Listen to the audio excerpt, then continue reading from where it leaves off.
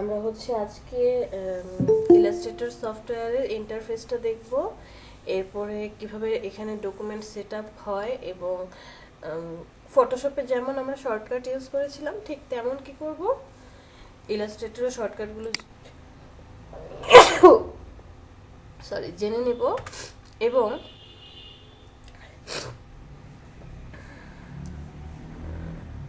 হাঁচি আসলো, ভুলে গেলাম কি যেন বলবো।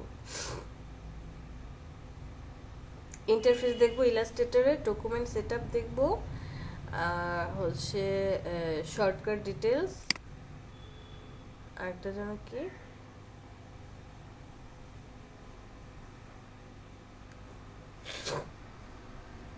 আচ্ছা মনে পড়লে তারপরে বলবো আরেকটা কি দেখেছিলাম। তো সবার সামনে নোট আছে তো, নোটবুক। আমি কিন্তু কোর্স মানে আমাদের লার্নিং পিরিয়ড যখন শেষ হয়ে যাবে এরপরে কিন্তু আপনাদের এই এই হ্যান্ড নোট যে করেছেন সবাই, এটার ডেমো বা প্রুভমেন্ট চাবো। যারা এখনো হ্যান্ড নোট করছেন না, বিলিভ মি, বিশ্বাস করেন, এই যে ভিডিও দেখছেন, তারপরে হচ্ছে ভিডিও আছে পরে দেখে নেব, এত এনার্জি থাকবে না পরবর্তীতে ভিডিও দেখার জন্য, বা এই ছোট ছোট টপিকসগুলা কি বলেছিল কোথায় আছে খুঁজে বের করতে আমাদের মেমোরি শার্প, ওকে, বাট এতটা শার্প না যে কোন ভিডিওতে কোথায় আছে বলতে পারবো। আর নোটটা থাকলে কি হবে, খুব সহজে আপনি ছোট ছোট নোটগুলো করে রাখলে খুব সহজে কি করতে পারবেন, বের করে নিতে পারবেন। ওকে, তো আমরা ফার্স্টে ইলাস্ট্রেটরটা ওপেন করব। যারা এখনো সফটওয়্যার ইনস্টল করেননি করে নেবেন, গেট ইনটু পিসি থেকে ফ্রিতে সফটওয়্যার ইনস্টল করা যায়। লিঙ্কটা দিয়ে দিলে ভালো হতো। গেট ইনটু পিসি লিংক তো দিয়ে দিয়েছিলাম গতকালকে, দাঁড়ান আজকেও দিয়ে দিচ্ছি, এবং বলেও দিয়েছিলাম যে কোনগুলো আপনি হচ্ছে ই করবেন, getintopc.com। আমার কি দরকার, ইলাস্ট্রেটর দরকার। সো আমি অ্যাডোবি ইলাস্ট্রেটর লিখে সার্চ দেব। আচ্ছা,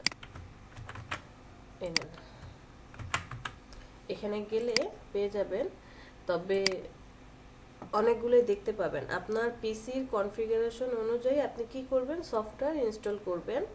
যত হাই কনফিগারেশন হবে তত আপনি আপডেট সফটওয়্যার ব্যবহার করতে পারেন। সাপোজ অ্যাডোবি ইলাস্ট্রেটর সিসি 2021 মানে লেটেস্ট যে সফটওয়্যারটা আসছে, ও কি চাচ্ছে সিস্টেম রিকোয়ারমেন্ট, ওর সিস্টেম রিকোয়ারমেন্টে আছে হচ্ছে আপনার অপারেটিং সিস্টেম এক্সপি থেকে শুরু করে 10 পর্যন্ত, মানে উইন্ডোজ 10 পর্যন্ত। তারপরে র্যাম বলেছে 2 জিবি হলেই আপনি এটা ইনস্টল দিতে পারবেন। Hard disk minimum 2 GB, free space থাকতে হবে। প্রসেসর বলেছে ইন্টেল প্রিমিয়াম 4 থেকে যে 64 প্রসেসর পর্যন্ত, ডিসপ্লে আর ওপেন জিএল। এখন কথা হচ্ছে সে আপনাকে বলেছে এই সফটওয়্যারটা ইনস্টল বা ডাউনলোড, মানে ডাউনলোড করবেন, এরপরে হচ্ছে ইনস্টল করার জন্য এই জিনিসগুলো প্রয়োজন। বাট উনি কিন্তু একবারও বলে নাই যে আপনি খুব সুন্দরভাবে স্মুথলি কাজ করতে পারবেন। সে বলেছে আপনি ডাউনলোড করার জন্য এই রিকোয়ারমেন্ট প্রয়োজন, এরপর আপনি ইনস্টল করতে পারবেন। তো এই রিকোয়ারমেন্ট ছাড়া আপনার পিসি যদি আরও ভালো আপডেট হয়, বিকজ সাপোজ ধরে নিলাম আমার র্যাম হচ্ছে 4 জিবি আর আমার হার্ড ডিস্কে 2 জিবি না, ধরে নিলাম যে আমার 500 জিবি হার্ড ডিস্ক, সেখানে এখনো 100 থেকে 150 থেকে 200 ফ্রি স্পেস আছে। বাট তারপরও আপনি যখন কোনো একটু ভ্যালুয়েবল কাজ করতে যাবেন, এই যে কি বলে ইফেক্টের কাজ, তারপরে হচ্ছে একটু ভারী কাজ হয়ে যাবে, পিসি হ্যাং করবে। যে আমি রিকোয়ারমেন্ট করবো 2021টা যদি আপনার মিনিমাম 8 জিবি র্যাম হয় এবং সাথে যদি একটা এসএসডি হার্ড ডিস্ক লাগানো থাকে, সেক্ষেত্রে আপনি এটা মোটামুটি স্মুথলি কাজ করতে পারবেন। তা না হলে প্রতিটা স্টেপেই দেখবেন আপনাকে এরর শো করছে। আচ্ছা, এটা গেল অন্য ব্যাপার। সো আপনি আপনার পিসির কনফিগারেশন অনুযায়ী ডাউনলোড করবেন। কোন সফটওয়্যারগুলো ডাউনলোড করবেন, যেটা ফুল নেমের পিছনে শুধু ফ্রি ডাউনলোড লেখা আছে, অ্যাডোবি ইলাস্ট্রেটর সিসি 2021, এটা হচ্ছে আমার সফটওয়্যারের নাম, সাথে ফ্রি ডাউনলোড। এই যে এই সফটওয়্যারটা প্রি অ্যাক্টিভেটেড, কিচ্ছু করতে হয় না, শুধু ইনস্টলে ক্লিক করলেই অটোমেটিক্যালি ইনস্টল হয়ে যাবে। এরপরে যে Adobe Illustrator CC 2020 free download, এরপরে এই যে 19 ফ্রি ডাউনলোড, তো তারপর আবার আসবে 18 free download, 17 free download. So আপনি যেগুলো ফ্রি, এটা কি এটার উপরে ক্লিক করব না ওই যে উপরে ডাউনলোড নাও ওইখানে ক্লিক করব? কোথায় পাইলেন ডাউনলোড নাও? আমি এটাই ডাউনলোড করতে চাই। এখানে ক্লিক করবেন এই লেখাটার উপরে বা এই ঘরটার উপরে ক্লিক করলে স্ক্রল করে নিচে চলে যান। এই যে এখানে দেখেন ডাউনলোড 64 বিট, মানে এখানে আপনি ডাউনলোড করবেন, ক্লিক করবেন, ডাউনলোড হবে। ডাউনলোড হলে একটা সফটওয়্যার জিপ ফাইল চলে আসবে। জি,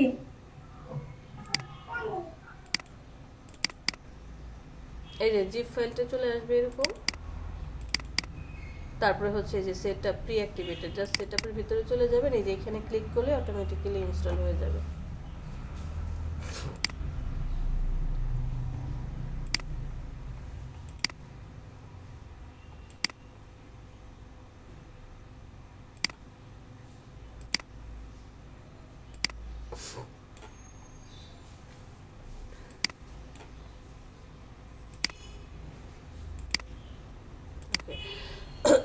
তো আমরা আমাদের ইলাস্ট্রেটরটা ওপেন কমপ্লিট।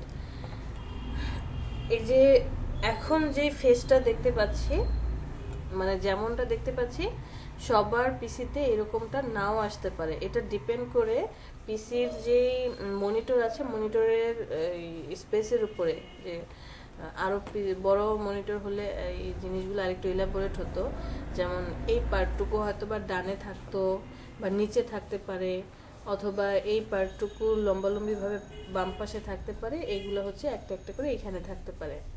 ভিউটা এক এক রকম হবে, বাট সব এক জিনিস সেম থাকবে।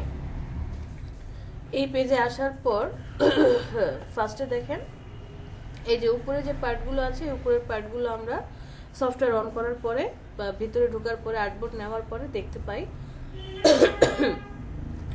এখানে যে পার্টটা দেখছেন create new, as it is ফটোশপের মতো। ক্রিয়েট নিউতে ক্লিক করলে কি হবে, নতুন ডকুমেন্ট নিতে পারবো। আর ওপেনে ক্লিক করলে কি হবে, এক্সিস্টিং পুরনো কোনো ডকুমেন্ট আমার যদি থাকে বা কোনো কাজ করা থাকে সেটাকে আমি কি ওপেন করতে পারবো। ক্লিয়ার? আর এখানে হচ্ছে আপনি যে কাজগুলো অলরেডি করেছেন এই পিসিতে, সেই কাজগুলোর লিস্ট শো করবে। ওই কাজগুলোই যদি আপনি আবার ওপেন করতে চান, যে কোনো একটার উপর ক্লিক করলে কি হবে, সেই কাজগুলো ওপেন হয়ে যাবে। তো আমরা চলে যাব ক্রিয়েট নিউ। ক্রিয়েট নিউতে ক্লিক করার সাথে সাথে একটা পপ আপ প্যানেল চলে আসবে, ফটোশপের মতোই দেখতে প্রায়। তো এই অপশন আসার পর রিসেন্ট, মানে আমি রিসেন্ট যে সাইজগুলো বা যে মেজারমেন্টে নিয়েছি সেটা শো করছে। যদি আপনাদের এরকম না আসে, এই যে দেখেন মোবাইল ওয়েব প্রিন্ট, প্রিন্ট যেই লেখাটা আছে প্রিন্টের উপরে ক্লিক করবেন। প্রিন্টে ক্লিক করলে তাহলে এই অপশনটা চলে আসবে। ক্লিয়ার? ফার্স্টে কি আছে, details, preset details, that means আপনার নাম, এই আপনি যে কাজটা করছেন সেই কাজের নাম সেট করতে হবে।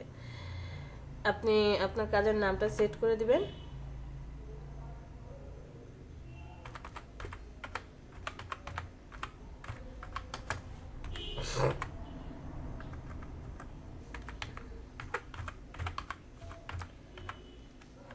সাপোজ আমি আমার ফাইলটার নাম দিলাম ইলাস্ট্রেটর ইন্টারফেস, যে আমরা ইন্টারফেস নিয়ে কাজ করব। এরপরে আছে কি ওয়াইড, আপনি আপনার পছন্দ যেই সাইজ নিয়ে কাজ করতে চাচ্ছেন সেই সাইজ এখানে অ্যাপ্লাই করতে পারেন। এরপরে হচ্ছে কি এখান থেকে এগুলো পাল্টে দিবেন, যে পিক্সেলে কাজ করবেন নাকি পয়েন্টে, ইঞ্চিতে, মিলিমিটার, কোন প্যারামিটার নিয়ে কাজ করতে চাচ্ছেন সেটা এখান থেকে আমরা সিলেক্ট করে দেব। নিচে দেখেন ওরিয়েন্টেশন, ওরিয়েন্টেশনটা ছিল ফটোশপে যে আপনি কি ভার্টিক্যাল বরাবর নিতে চাচ্ছেন ডকুমেন্টটা নাকি ল্যান্ডস্কেপে নিতে যাচ্ছেন। আপনি যেটা সিলেক্ট করবেন অটোমেটিক্যালি সেই হিসেবেই আর্টবোর্ডটা আসবে। এখানে নতুন আরেকটা অপশন আছে আর্টবোর্ড। ইলাস্ট্রেটরে এই আর্টবোর্ড, ফটোশপে এই আর্টবোর্ডটা পারফেক্টলি কাজ করতে পারি না, কারণ ফটোশপ আর্টবোর্ডের বাইরে আসলে ওভাবে কাজ করে না। বাট এখানে মজার কিছু বিষয় আছে, আমরা এই আর্টবোর্ডটা একটু পরে দেখব, ধাপে ধাপে দেখব। এখানে আমি একটা আর্টবোর্ড দিলাম, কয়টা, জাস্ট একটা, ওয়ান আর্টবোর্ড। তারপরে কি আছে, ব্লিড। এই বিজনেস কার্ড ফ্লেয়ারের মধ্যে ব্লিড দিয়ে আসছিলেন না, তখন তো ক্যানভাস সাইজ থেকে কি করেছি, যখন ক্যানভাস সাইজ থেকে ব্লিড দিচ্ছিলাম চারপাশ থেকে বাড়ছিল, সিঙ্গেল সিঙ্গেল কি আমি বাড়াতে বা কমাতে পেরেছিলাম? যে ডানে একরকম মান, বামে আরেক রকম মান, উপরে একটু বেশি নিচে একটু কম, এরকম কিছু না। এইখানে আবার সেই অপশনটা আছে, আমরা এটাও দেখব। এখন জাস্ট কি করলাম, শুধুমাত্র নাম আর হচ্ছে আমি কত সাইজের পেপার নিতে চাচ্ছি বা আর্টবোর্ড নিতে চাচ্ছি সেটা দিয়ে বাকি সব যেমনটা আছে ওমনটা রেখেই ক্রিয়েট মানে ওপেন করলাম। ওপেন করার পরে স্ক্রল করে ছোট করি, এটা হচ্ছে আমাদের আর্টবোর্ড। এই যে সবাই চিনি, ফটোশপে কাজ করে আসছি, সো এটা বারবার বলার কোনো দরকার নেই যে এটা হচ্ছে আর্টবোর্ড। এখানে মজার বিষয়টা কি দেখেন, ফটোশপে যখন আপনি কাজ করেছেন এই আর্টবোর্ডের বাহিরে যদি কোনো ছবির অংশ চলে যেত বা কোনো শেপ চলে যেত, সেটা কি দেখা যেত? মানে কালো পার্টটাতে যে পার্টটা চলে যেত দেখা যেত না। বাট এইখানে এই যে টোটাল ভিউটা দেখছেন, এই টোটাল ভিউটাকে বলা হয় ওয়ার্ক স্পেস। একদম টোটাল ভিউটা, এই টোটালটা হচ্ছে ইন্টারফেস ইলাস্ট্রেটরের। আর এই ভিতরের এই যে এইখান থেকে শুরু করে এই পর্যন্ত যা দেখছেন, আপনার আর্টবোর্ড দেখেন কত ছোট, এই পুরোটা জুড়ে আপনি কাজ করতে পারবেন। পুরোটার ভিতরে কি করতে পারবেন, কাজ করতে পারবেন। ফটোশপের মতো কি হবে না, কোনো হ্যাম্পার হবে না। সাপোজ আপনি এখানে একটা ডিজাইন করলেন, এইখানে একটা ডিজাইন করলেন, বাহিরেও কাজ করতে পারবেন। দেখেন আর্টবোর্ডের বাহিরেও কি করতে পারছেন, আপনি কাজ করতে পারছেন। ওকে, এটা গেল এই অপশন। আবার আমরা ডকুমেন্ট সেটআপে চলে যাই। Document সেটআপের shortcut key, control N. Control N দেওয়ার পর এখানে আমরা দেখিয়েছিলাম যে 7/5 আমার হচ্ছে ডকুমেন্টের এই আর্টবোর্ডের সাইজ ইঞ্চি। তারপরে এখান থেকে ব্লিডটাকে আমরা আগে দেখব। ব্লিডটা কি কাজ করে, আমরা বিজনেস কার্ড করার সময় যখন যে চারপাশে 0.125 করে ব্লিড দিয়েছি, আপনি সেই ব্লিডটা কি করতে পারেন, এখানে অ্যাপ্লাই করতে পারেন। যেমন এই যে চিহ্নটা দেখতে পাচ্ছেন, এটাকে আমরা বলে থাকি কি বলে, প্রপোর্শন বা তালা। আপনি আমরা বাংলা ভাষায় বলবো এটা হচ্ছে একটা তালা বা লকার, লক সিস্টেম। এখন লক অবস্থায় আছে, এই দেখেন একজন আরেকজনের ভিতরে কি লক অবস্থায়, এটাতে ক্লিক করলে তালাটা খুলে গেল। এখন কি আছে, আনলক অবস্থায়। আবার এটাকে টিপ করেন, এই যে লক অবস্থায় আছে। লক অবস্থায় থাকলে কি হবে, এই যে চারটা অপশন দেখতে পাচ্ছেন, টপ, বটম, লেফট, রাইট, যেটাতে আপনি যেই মান অ্যাপ্লাই করবেন, যে কোনো একটাতে কোনো মান বসালে, সাপোজ আমি ধরে নিলাম এখানে দেব 0.125, জাস্ট আপনি একটাতে মান বসাবেন, অটোমেটিক্যালি বাকি চারটাতে চলে আসবে। একটাতে মান বসানোর পর অন্য যে কোনো একটাতে ক্লিক করেন, অটোমেটিক্যালি কি হবে, চারটাতে সেম মান চলে আসবে। আর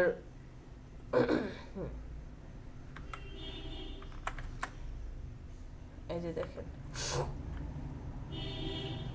এই যে দেখেন চারপাশে যে রেড কালারের একটা দাগ দেখতে পাচ্ছেন, এটা হচ্ছে এর আগের ডকুমেন্টটা আমি নিয়েছিলাম কি ব্লিড ছাড়া, কোনো ব্লিড নেই, ব্লিড ছাড়া ডকুমেন্ট নিয়েছি। আর তার পাশেরটা হচ্ছে ব্লিড সহকারে ডকুমেন্ট। ওকে, এই যে চারপাশে সেও 0.125 করে কি করলো, ব্লিড নিয়ে নিয়েছে। আচ্ছা, কন্ট্রোল এন দিয়ে আমি আবার ডকুমেন্টে যাই। এইবার হচ্ছে তালাটা খুলে দেব। এখানে 0 দিয়ে আগে অ্যাক্টিভ করে নিই। ওকে, তালাটাকে এবার আনলক করে দিলাম। এইবার দেখেন আমি এখানে দিলাম 0.125। অন্য যে কোনো একটাতে ক্লিক করেন। কোনো চেঞ্জ হয়েছে? কোনো চেঞ্জ হলো না। তাহলে এখানে আপনি সিঙ্গেল সিঙ্গেল সবার মান বসাতে পারবেন। আমি ধরে নিলাম বটমে আমি দিলাম 1, লেফটে দিব 0.5, এখানে দিলাম 2। এখন আপনি ক্রিয়েট করেন। এই যে দেখেন আপনি যে মেজারমেন্ট দিয়েছেন সেই মেজারমেন্ট অনুযায়ী সেই ব্লেডটাকে কি করেছে,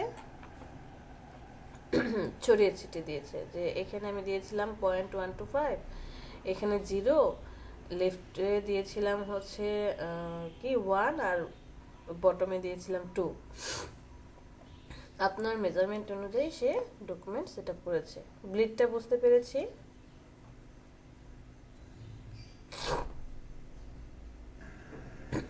আপু আমরা তো কালার দিতে পারতাম ব্লেডের, এখানে কালার দেওয়া যাবে না?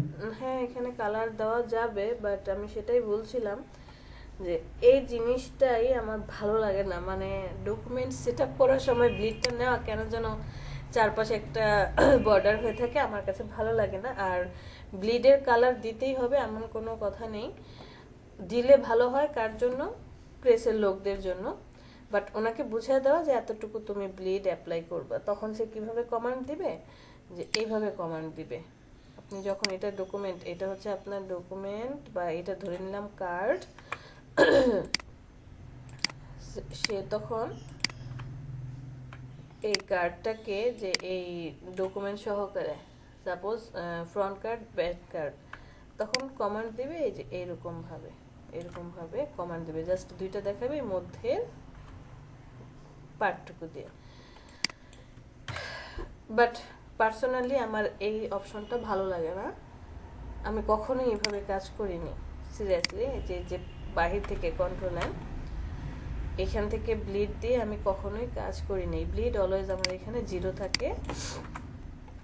আমি কাজ করার সময় ভিতর থেকে কি করি, ব্লিড দিয়ে নিই। এটা একটা অপশন। আবার আরেকটা হচ্ছে বিজনেস কার্ড ক্রিয়েট করার সময় আমরা 3.5/2 দিয়ে নিয়েছিলাম ফটোশপে। আবার ফ্লেয়ার ডিজাইন করার সময় ডকুমেন্টের এখানে মান কত দিয়েছিলাম, 8.5/11। হ্যাঁ, আর ইলাস্ট্রেটরে এতটাই সুবিধা যে আপনি একটা ডকুমেন্টের মধ্যে অনেকগুলো কাজ করতে পারবেন। আবার এই যে আর্টবোর্ড দেখতে পাচ্ছি, আর্টবোর্ড আপনি যে কোনো আপনার ইচ্ছে মতো একটা আর্টবোর্ড নিয়ে নিলেন, কাজ কমপ্লিট করার পরে ওই আর্টবোর্ডটাকে আবার কি করা যায়, মডিফাই করা যায়। তো আমি যখন কাজ করি, সেই কাজ করার সময় জাস্ট নর্মাল একটা আর্টবোর্ড নিয়ে এরপরে কাজ করি। কাজ করা কমপ্লিট, এরপরে আমার ডিজাইনটাকে আর্টবোর্ডে আনার পর আর্টবোর্ড কি বড় করতে হবে নাকি ছোট করতে হবে সেটা মেজারমেন্ট করে নেই। আমি এই প্রত্যেকটা পার্ট আপনাদেরকে দেখিয়ে দেব। সো যদি আপনাদের মনে হয় যে আমার এখান থেকে ব্লিড দিয়ে কাজ করলে সুবিধা ভালো লাগে, বা তাহলে আপনারা এখান থেকে কাজ করতে পারবেন। ভিতরে থেকে কিভাবে আপনি অ্যাপ্লাই করবেন সেটাও দেখিয়ে দেব। এটা গেল এই অপশন। আমরা এখন আর্টবোর্ড বাকি আছে। আচ্ছা, আমরা আর্টবোর্ডটার একটু দেখছি। এই যে দেখেন advance option, colour mode CMYK আর রেজুলেশন 300, অ্যাডভান্স অপশনে ক্লিক করেন। এই যে দেখেন কালার মোড কি CMYK, আপনি চাইলে এটাকে চেঞ্জ করতে পারেন, RGB-তে কনভার্ট করতে পারবেন, রেজুলেশন বাড়িয়ে কমিয়ে নিতে পারবেন, এবং প্রিভিউ মোড চাইলে চেঞ্জ করে নিতে পারবেন। পিক্সেল দিলে পিছনে পিক্সেলের মতো ঘর আসবে, ওভারপ্রিন্ট দিলে ওভারপ্রিন্টের ঘর আসবে। আমরা ডিফল্টে রাখলাম। এটা হচ্ছে অ্যাডভান্স মোড। মোর সেটিংসটাতে ক্লিক করার সাথে সাথে এই যে এই অপশনগুলো সব থাকবে, পাশাপাশি আরো এক্সট্রা কিছু অপশন আসবে। দেখি ক্লিক করে, এই যে দেখেন উপরের অপশনগুলো কিন্তু সব একই রকম। নেম পেয়েছি, প্রোফাইলটা হচ্ছে নিয়ন্ত্রণ, তারপর নেম অফ আর্টবোর্ডস, যেখানে আছে আর্টবোর্ড একটু খেয়াল করে দেখেন, নেম এটা, তারপরে হচ্ছে আর্টবোর্ড এই যে এই পাশেরটা, এরপরে ওয়াইট আছে এখানে, হাইট আছে এখানে, ইউনিট হচ্ছে এই যে এই পাশে, ওরিয়েন্টেশন আমরা দেখে আসছি, ব্লিডও এখানে আছে, আর অ্যাডভান্স মুড তো এখানে পেলাম। তাহলে এক্সট্রা কি আছে? এক্সট্রা কোনো কিছু কি বোঝা যাচ্ছে? এক্সট্রা হচ্ছে এই যে প্রোফাইল অপশনটা, আর এই যে কিছু হাইড অবস্থায় আছে, এগুলা সিলেক্ট করা যাচ্ছে না, ধরা যাচ্ছে না। এটা হচ্ছে আপনি যখন আর্টবোর্ডটাকে কি করবেন, বাড়াবেন, তখন এই জিনিসগুলো অ্যাক্টিভ হয়ে যাবে। আচ্ছা, আর্টবোর্ড কোনটাকে বলেছিলাম যেন? এই যে হোয়াইট কালার যে পার্টটা দেখতে পাচ্ছি, এটা হচ্ছে আপনার আর্টবোর্ড। এখানে আমার মাত্র একটা আর্টবোর্ড নেওয়া। কন্ট্রোল এন, আমরা আবার ডকুমেন্টে চলে যাই, মোর সেটিংস থেকে প্রোফাইল অপশনে দেখেন কিছু ডেমো দেওয়া আছে। সাপোজ আপনি প্রিন্ট রিলেটেড, ওয়েব রিলেটেড, যেটা আমরা এই যে এইখান থেকে নিতাম, এই যে উপরে mobile, web, print, film, video, এই জিনিসগুলো কি প্রোফাইলে সেট করা আছে।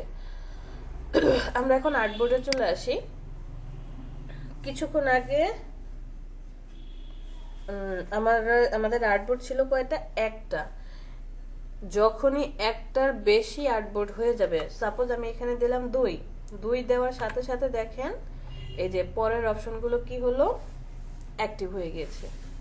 বাট যখন 1 ছিল তখন কিন্তু এটা ছিল না,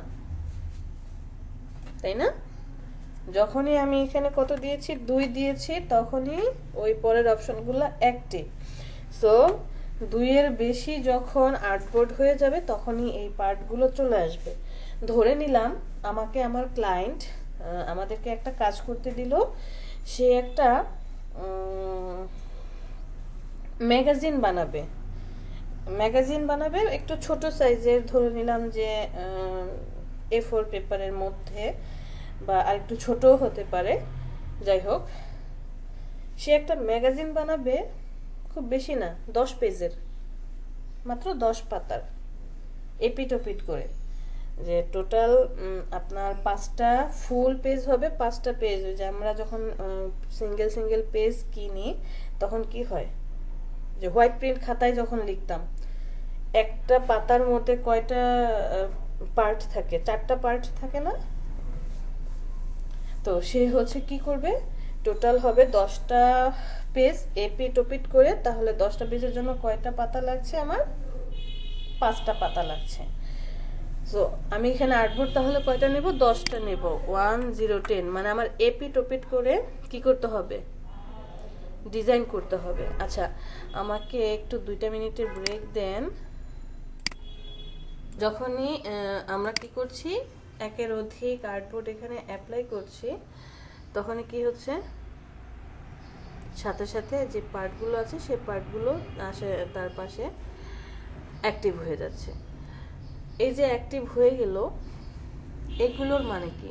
আমরা ধরে নিলাম আমরা 10 পেজের একটা ম্যাগাজিন বা একটা বই, অথবা ধরেন একটা ডায়েরি ডিজাইন করছি। ডায়েরির একটা সেটআপমেন্ট ডিজাইন হবে, 10 পেজের মধ্যে ডিজাইন করতে হবে।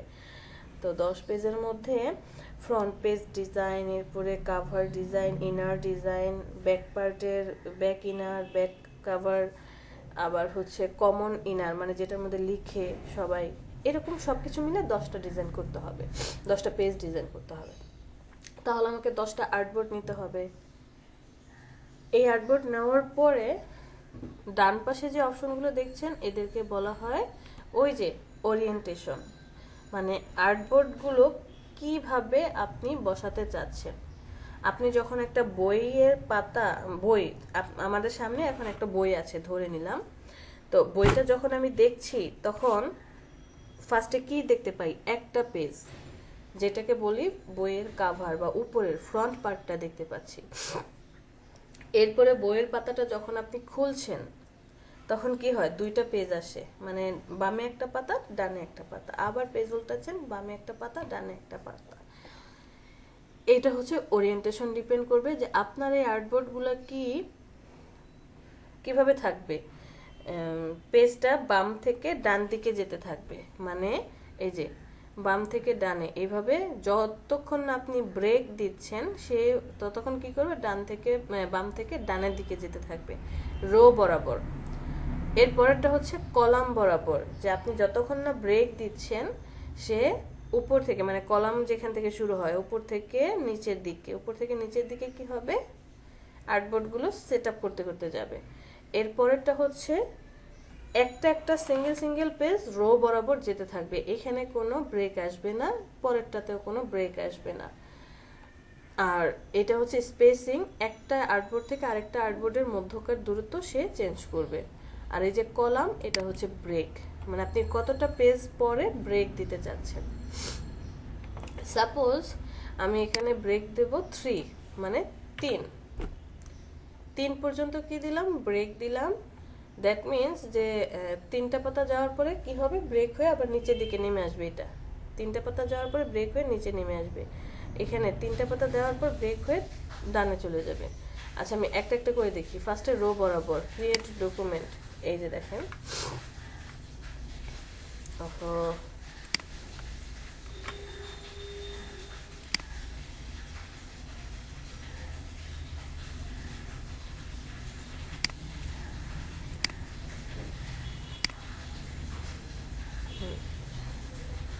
তিনটা দিলাম ব্রেক, 10টা ওকে। ক্রিয়েট ডকুমেন্ট, এই যে দেখেন সে কি করেছে, এটা হচ্ছে আমার প্রথম বা ফার্স্ট আর্টবোর্ড। আর্টবোর্ডটাকে সে 3টা করে রেখে, যে কি বলেছি, রো বরাবর, মানে বাম থেকে ডানে যাবে, 3টা হয়েছে। এরপরে ব্রেক পেয়ে আবার এখানে চলে আসলো, বাম থেকে ডানে, ব্রেক পেয়ে আবার এখানে সে বাম থেকে ডানে। এরপরে যে লাস্টেরটা।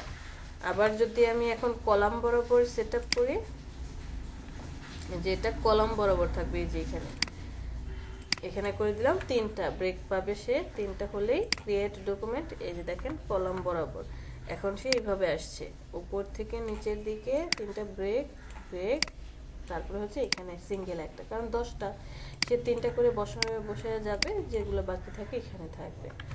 আর এরপরের যে আর্টবোর্ডটা আছে সেটা কি, রো বরাবর, এখানে কোনো স্পেসিং থাকবে না বা কোনো গ্যাপ থাকবে না, কোনো ব্রেক থাকবে না। এটা ক্লিক করার সাথে সাথে এই যে দেখেন ডিঅ্যাক্টিভেট।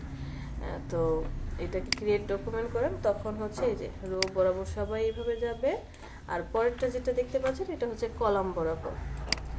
আমি যদি পরেরটা অ্যাক্টিভ করে দিই তাহলে কলাম বরাবর সবাই এর উপর থেকে নিচের দিকে আসতে থাকবে। সো ডিফারেন্সটা কি দেখেন, কন্ট্রোল এন, ধরে নিলাম আমার বইয়ের পাতা, হ্যাঁ 10টা পেজ। তো আপনি যখন কেন এই ম্যাগাজিনগুলোর ডিজাইন ইনডিজাইনে করা হয়, কারণ ওখানে আপনি খুব সুন্দরভাবে প্রত্যেকটা সেট আপ করতে পারবেন। যে বইটা যখন বন্ধ অবস্থায় আছে, আমি আমার সামনে বইটাকে ধরেছি, একটা পেজ দেখতে পাচ্ছি যেটা কাভার বলা হচ্ছে, বইয়ের কাভার। তার মানে প্রথমে একটা পেজ থাকবে, এরপরে দুইটা পেজ করে আসতে থাকবে। ওই জিনিসটা আমরা ইলাস্ট্রেটরে করতে পারি না, দ্যাটস ওয়াই ইনডিজাইনে ডিজাইন করা হয়।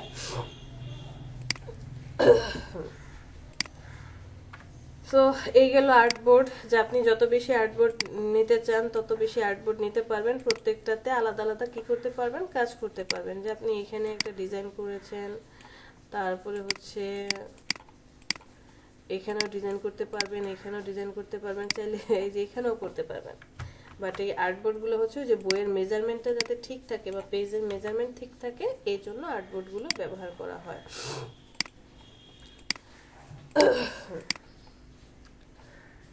এই তো গেল আমার কি, ডকুমেন্ট সেটআপ।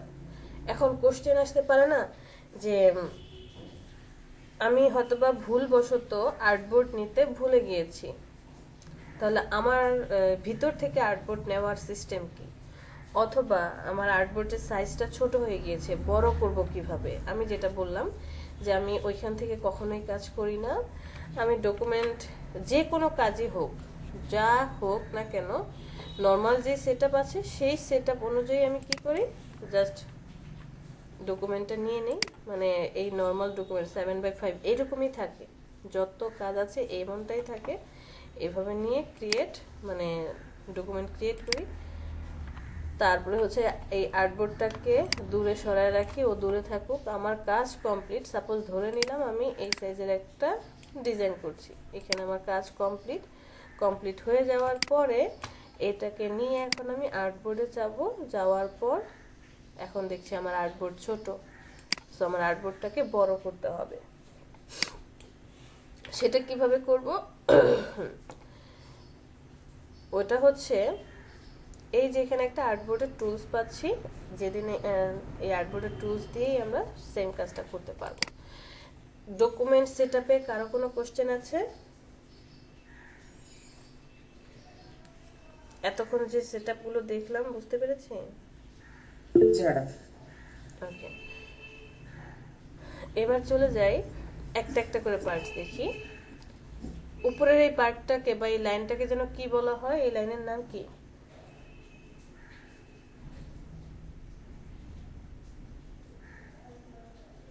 এটার নাম কি ছিল? এই উপরের part, file, edit, menu bar. Menu bar. Good, এটাকে বলা হচ্ছে মেনু বার। পরের যে অপশনটা আছে এটাকে আমরা বলে থাকি কন্ট্রোল বার, কন্ট্রোল প্যানেল অথবা অপশন বার। এক একজন এক এক নামে ডাকে। আমি এটাকে কন্ট্রোল বার বা কন্ট্রোল প্যানেল বলতে পছন্দ করি। লেফট সাইডে যেটা দেখতে পাচ্ছি এটা কি? টুলস বার বা টুলস প্যানেল। টুলস বার। হ্যাঁ, আর ডান পাশে যেটা এটা হচ্ছে সাব কন্ট্রোল প্যানেল অথবা সাব কন্ট্রোল বার। মানে আমরা তো এখানে কন্ট্রোল করব, আবার এই ডান পাশ থেকেও কি করতে পারবো? কন্ট্রোল করতে পারবো। তো কোনো কারণে হয়তো বা আপনার এটা নাও থাকতে পারে, বা এই জায়গার যে পার্টগুলো আছে সেই পার্টগুলো নাও থাকতে পারে, এগুলো সব চলে যেতে পারে। বা শুরুতে যখন আমি এই ডকুমেন্টটা ওপেন করব তখন এত কিছু কি হতে পারে?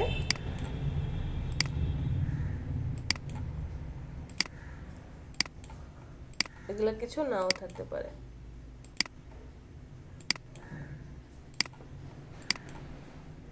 ওকে, কোনো কিছু না থাকতে পারে। আবার ধরেন আমার এই টুলস প্যানেলটাও অন্যরকম থাকতে পারে, ধরে নিলাম নাই, এটা গায়েব হয়ে গিয়েছে, কোনো কিছু নাই। এই ক্ষেত্রে আমি কি করব? যখন আবার কাজ করতে করতেও দেখবেন মাঝে মাঝে এইগুলো আর কি হয়তো বা কোনো কিছু ক্লিক করে ডিলিট হয়ে যাচ্ছে। টেনশনের কিছু নাই। এরকম যদি কোনো কিছু দেখেন চলে যাবেন এই যে উপরে এজেন্সিয়াল, বা আপনাদের ওখানে এজেন্সিয়াল লেখা না থাকলেও ছোট্ট একটা ওই যে ঘরের মতো আইকনের মতো থাকবে, ক্লিক করেন। ক্লিক করার পরে এই যে এখান থেকে রিসেট এজেন্সিয়াল। এজেন্সিয়ালটা কেন দিয়ে রাখছি? যে এখান থেকে আমি আমার পছন্দ মতো সবকিছু কি করতে পারবো, নিয়ে এসে কাজ করতে পারবো। আর এখানে প্রত্যেকটা ওয়ার্ক স্পেসের এক এক রকম টাইপোগ্রাফির জন্য যে জিনিসগুলো প্রয়োজন সেগুলো টাইপোগ্রাফিতে চলে আসে। পেইন্টিং রিলেটেড যে কাজগুলো কালার নিয়ে বা অ্যাডজাস্টমেন্ট নিয়ে সেগুলো চলে আসবে। আমরা এজেন্সিয়াল দিয়ে কাজ করব। এখান থেকে রিসেট এজেন্সিয়াল দেন, অটোমেটিক্যালি দেখেন সব যে যে জায়গায় থাকার সেই জায়গায় চলে আসবে।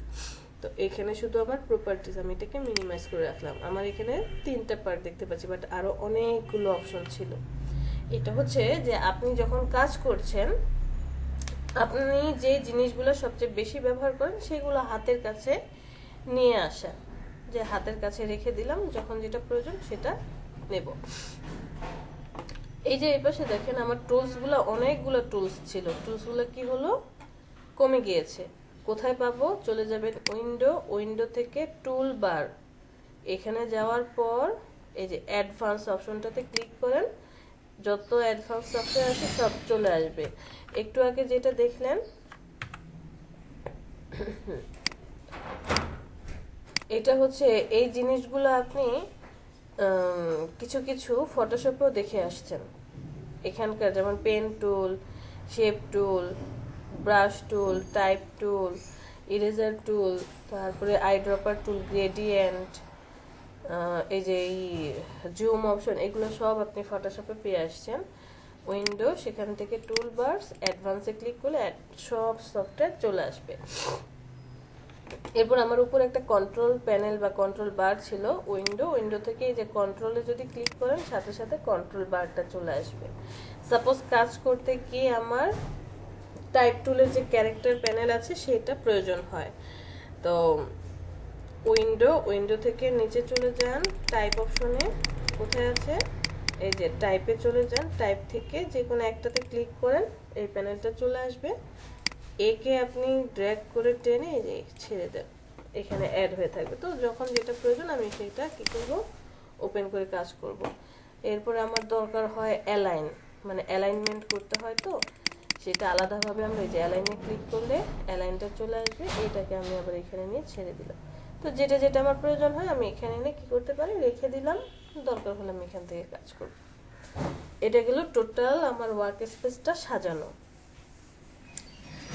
ওয়ার্ক স্পেস সাজালাম, কন্ট্রোল প্যানেল না থাকলে নিয়ে আসতে পারবো, টুলস প্যানেল অল্প আছে টুলস, সেটাকে কোথা থেকে পাবো, পেয়ে গেলাম।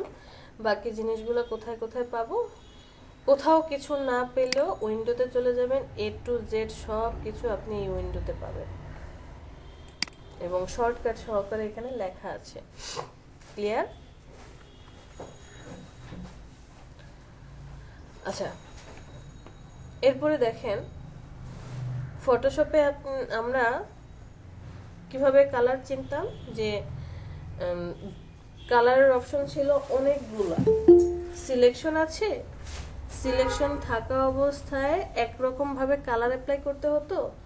আর শেপ মোডে কোনো জিনিস নিলে, যেমন পেন টুল দিয়ে কোনো কিছু আর্ট করেছি বা রেক্টেঙ্গেল শেপ, ইলাপটিক্যাল শেপ, এগুলো দিয়ে কোনো কিছু ক্রিয়েট করছেন, অথবা ডিরেক্ট সিলেকশন টুল দিয়ে কোনো কিছুকে মডিফাই করছি ক্রিয়েট করে, এগুলো হচ্ছে শেপ টুলের কাজ।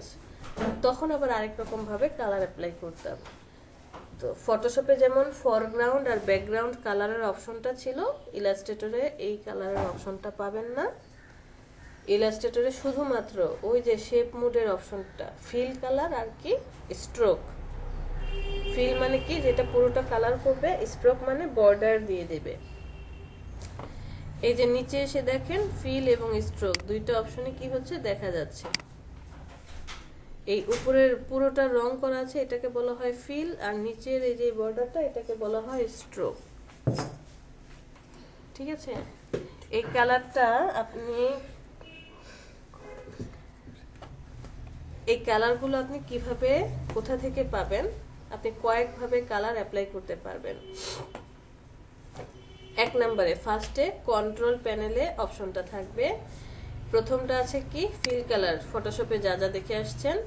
পরেরটা হচ্ছে কি স্ট্রোক কালার, বাট ফটোশপের মতো ওই যে কিছু অপশন ছিল, গ্রেডিয়েন্ট, প্যাটার্ন, আরো কি কি অপশন ছোট ছোট করে দেখাতো, এই অপশনগুলো আমরা পাচ্ছি না। এটা হচ্ছে ডেমো কিছু দেওয়া আছে, অথবা আপনি নিজে চাইলে ক্রিয়েট করে নিতে পারবেন। ফিল এখান থেকে চেঞ্জ করতে পারবেন, স্ট্রোক এখান থেকে চেঞ্জ করতে পারবেন। তার পাশে এই যে স্ট্রোকের পিটি, ডেমো কিছু পিটি দেওয়া আছে, যে 1 পিটি, 2 পিটি, 3 পিটি বা এতগুলা কত পিটি চাচ্ছেন, অথবা আপনি আপনার পছন্দ মতো পিটি এই ঘরটাতে ক্লিক করে অ্যাপ্লাই করতে পারবেন। এটা গেল একটা অপশন। আরেকটা অপশন হচ্ছে এখান থেকে আপনি কালার চেঞ্জ করতে চান ফিলের, জাস্ট ফিলের উপরে এসে ডাবল ক্লিক করেন, করার পরে ওই যে কালার পিকারের প্যানেলটা চলে আসবে। স্ট্রোকের কালার চেঞ্জ করতে চান, স্ট্রোকের উপরে গিয়ে ডাবল ক্লিক করেন, এই যে কালার পিকারের অপশনটা কি হলো, চলে আসলো। আবার আরেকটা অপশন আছে, সেটা হচ্ছে এই যে দেখেন, যেই যখনই কালারের উপরে ক্লিক করছি একটা ছোট্ট কালার প্যানেল আসছে, এটা পাবেন উইন্ডো থেকে এই যে কালার, এখানে ক্লিক করলে এই যে কালার গাইডের অপশনটা, এখান থেকেও আপনি আপনার পছন্দের কালার অ্যাড করতে পারবেন। যে কালারটা সিলেক্ট করবেন সে ওই কালারটাই কি করবে, যে এখন স্ট্রোক উপরে আছে তাই স্ট্রোকের কালার চেঞ্জ হচ্ছে, আর ফিলটাকে সিলেক্ট করে রাখলে ফিলের কালার চেঞ্জ হতে থাকবে। অথবা আপনার যদি কালারের মানগুলো জানা থাকে, যে CMYK এর কোনটা কত মান হবে, সেই মানগুলো এখানে বসিয়েও আপনি কাজ করতে পারবেন। আপনি CMYK কালার মোড চাচ্ছি না, আমি চাই RGB, তাহলে এই যে তিনটা ডটে চলে যান, এখান থেকে কোনটা চাচ্ছেন, RGB সিলেক্ট করেন, RGB কালার মোডের কালারও আপনি কি করতে পারবেন, অ্যাপ্লাই করতে পারবেন। অথবা HSB, ঠিক আছে, সেটাও আপনি কি করতে পারবেন, অ্যাপ্লাই করতে পারবেন।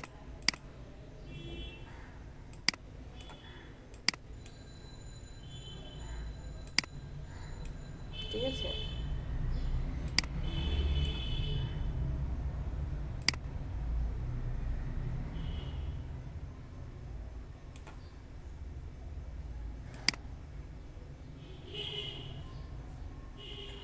আচ্ছা, এখান থেকে আমরা সিএমওয়াইকে করে দিলাম। এই গেল কালার অপশন, অথবা আপনি RGB কালার মোডে কোড নাম্বারও এখানে বসিয়ে কাজ করতে পারবেন। সব অপশনই আপনি একে একে আস্তে আস্তে কাজ করার সময় পেয়ে যাবেন। আর আরেকটা অপশন আছে উইন্ডো থেকে সোয়াচ। এই যে সোয়াচটা যদি অ্যাক্টিভ করেন, এখান থেকেও আপনি কালার চেঞ্জ করতে পারবেন। এই যে এই দুইটা অপশনটাই একটাতে দেওয়া আছে, ডাইভার্ট করে দিয়েছে। এটা হচ্ছে ফিল অ্যাক্টিভ, যখন আপনি ক্লিক করবেন ফিলের কালারটা কি হবে, চেঞ্জ হতে থাকবে। আর স্ট্রোকটা সিলেক্ট করে নিলে স্ট্রোকের কালার এখন চেঞ্জ হতে থাকবে। ওকে, এটাকেও আমরা কি করলাম, এখানে অ্যাড করে রাখলাম।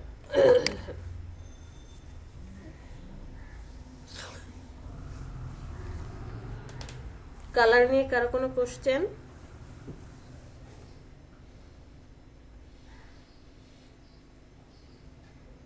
কালার নিয়ে কারো কোনো কোশ্চেন নেই? একটা কথা বলে রাখি, ফটোশপে আপনাকে আমার একটা কোশ্চেন ছিল। হ্যাঁ মানে বলুন। এই যে কালার গুলা ইয়ে করা মানে ওই ফটোশপের মতো কি কপি করে এখানেও করা যাবে, তাই তো? মানে ফটোশপে যেরকম ধরেন আমরা কালার কপি করে এনে তারপরে কোড বসাই দিই, হ্যাঁ, কেন করতে পারবেন না? আপনি ফিল কালার আর চেঞ্জ এই যে করতে, এইখানে যে অনেক সময় যে ফটোশপটা গ্রেডিয়েন্টও করা যায়, এখানেও কি করা যায়? হ্যাঁ, আরো অ্যাডভান্স লেভেলে করতে পারবেন। ফটোশপে তো কোনো স্কেলিং হচ্ছে ম্যানুয়ালি স্কেলিং করতে হয়, এরপরে কর্নারগুলোকে সরানো যায় না। ইলাস্ট্রেটর, ফটোশপের চেয়ে ইলাস্ট্রেটর হাজার গুণে অ্যাডভান্স সফটওয়্যার, এখানে আপনি সব কিছু স্মুথলি কাজ করতে পারবেন। বাট একটু ডিফারেন্স তো থাকবেই। ফটোশপে আপনি ইমেজ রিলেটেড যত কাজ আছে বা ডিজিটাল প্রিন্ট রিলেটেড যত কাজ আছে যতটা ভালোভাবে করতে পারবেন, ইলাস্ট্রেটরও সেম কাজ করতে পারবেন, বাট একটু ছড়িয়ে ছিটিয়ে থাকবে। সাপোজ ফটোশপে আমি ইফেক্টগুলো খুব সুন্দর করে ব্লেন্ডিং থেকে বা অ্যাডজাস্টমেন্ট থেকে দিতে পারি, ইলাস্ট্রেটরে অতটা আপনি পারবেন না, কারণ এখানে শুধুমাত্র যে জিনিসগুলো প্রিন্ট রিলেটেড দরকার সেই জিনিসগুলোই দেওয়া আছে। এখানেও আপনি কাজ করতে পারবেন, এই যে গ্রেডিয়েন্ট টুল আছে এখানে সব আছে। তো এটা গেল কালার পার্ট। এখন ওখানে যে গ্রেডিয়েন্ট কালার কয়েকটা সেট করা আছে না, ওখানে কি আমরা আরো কালার সেট করে রাখতে পারবো? আমরা যেদিন গ্রেডিয়েন্ট দেখবো সেদিন অবশ্যই এই জিনিসগুলো দেখা দেবো। গ্রেডিয়েন্ট অনেক দেরিতে আসবে, বললাম তো। আচ্ছা, ফটোশপে ফটোশপে কিন্তু এটা দেখানো হয় নাই। ফটোশপে কি দেখানো হয় না? এই যে গ্রেডিয়েন্ট কালার অ্যাড করা, মানে ওইখানে সেট করে রাখা। কেন আপনাদের স্যার দেখায় নাই? না, এটা তো এখন বলে লাভ হবে না, কারণ আমি আসার পর আপনারা বলছেন যে আপনাদের বিজনেস কার্ড থেকে শুরু, সো আমি বিজনেস কার্ড থেকেই শুরু করব। আচ্ছা যাই হোক, এখানে দেখিয়ে দেবো ইচ অ্যান্ড এভরি আপনি কিভাবে সেভ করবেন, আপনার পছন্দের কালার অ্যাপ্লাই করবেন, সব কিছু দেখানো হবে, টেনশন নেন না। তো এটা গেল কালারের অপশন। মোটামুটি এই জিনিসগুলোই হচ্ছে শর্ট কি বলে ইন্টারফেসের মধ্যে জানতে হয়, আর বাকিগুলো কাজ করতে করতে আমরা জেনে যাব।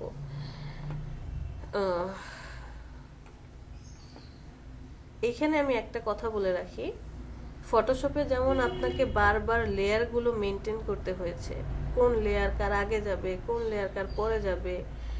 লেয়ার একটা প্যানেল ছিল না এই ডান পাশে, এখানে কি দেখতে পাচ্ছেন? না, এখানে তো নাই। এখানে নাই, এবং মাথায়ও আনবেন না, খবরদার মাথায়ও আনবেন না। লেয়ার কোথায় আছে খুঁজে বের করে, যদি লেয়ার নিয়ে আলাদাভাবে কাজ করতে যান তাহলেই আপনি প্রবলেম ফেস করবেন।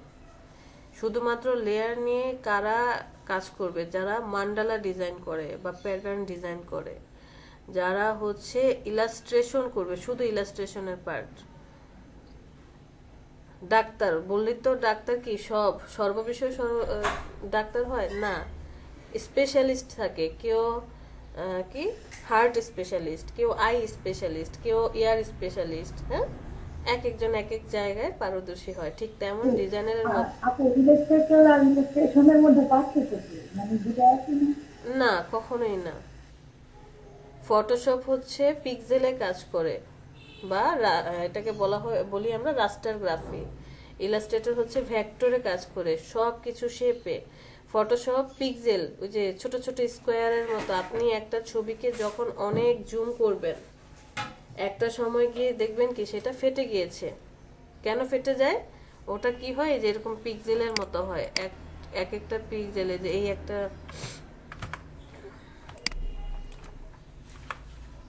এই পিক্সেলগুলো পরপর বসিয়ে কি হয়, ছবিগুলো বানানো হয়। কলম সামনেই তো কলম, ছবিগুলো বানানো হয়, বাট ইলাস্ট্রেটর সেটা না। দেখেন আমি তাহলে আপনাদেরকে এখন ফটোশপ অন করি সাথে।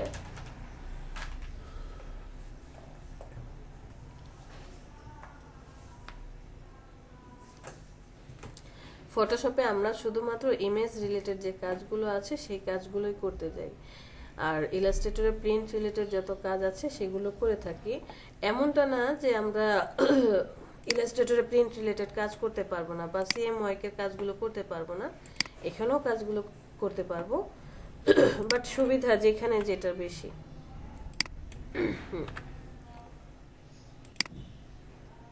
সাপোজ আপনি একটা কি করলেন,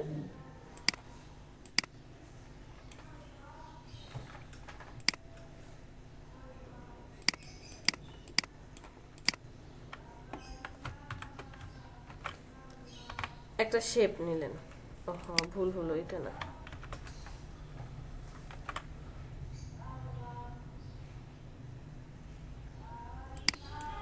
ইলেকট্রিক্যাল নেই, তাহলে ভালো বুঝতে পারবো। এবার আমরা ইলাস্ট্রেটরে একটা শেপ নিয়ে নেব, অবশ্যই ইলেকট্রিক্যাল।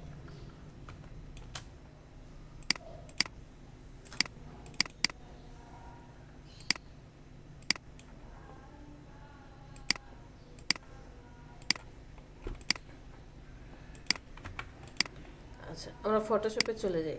এই ছবিটাকে যখন আমি জুম করছি, বা ভালো করে খেয়াল করেন, জুম করছি, জুম করতে করতে দেখেন একটা সময় এসে কি দেখতে পাচ্ছেন, এগুলো একদম লাস্ট স্টেজ, এরপর আর জুম হয় না, 12,800 জুম।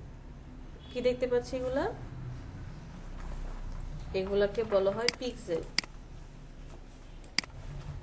পিক্সেল আপনি আপনার আশেপাশে যখন কোনো বিলবোর্ড দেখেন, ডিজিটাল বিলবোর্ড, ওই যে বিভিন্ন ধরনের অ্যাড, যে বিলবোর্ডগুলো থাকে, অ্যাড হতে থাকে, ওইটা কি আসলে প্লে হতে থাকে, বা আমাদের সামনে টিভিতে যেই প্লেগুলো হয়, এটা আসলে কি করে, এই যে পিক্সেল পিক্সেল ছোট ছোট পিক্সেলই তো মনে হয়। হ্যাঁ, গুলো নিয়ে কাজ করে, লাইটিং এর একটা পার্ট নিয়ে কাজ করে, এই যে এগুলো হচ্ছে পিক্সেল। বাট আপনি ইলাস্ট্রেটরে আসেন, জুম করেন, জুম একদম সর্বোচ্চ জুম, এবং এখানে 64,000 ফটোশপে মাত্র 12,000 আমি জুম করেছিলাম, এই যে 12,800, তার থেকে বহু গুণে আমি এখানে জুম করে ফেলছি। 64,000, এই যে নিচে দেখা যাচ্ছে একদম জুম, কোনো পিক্সেল শো করছে?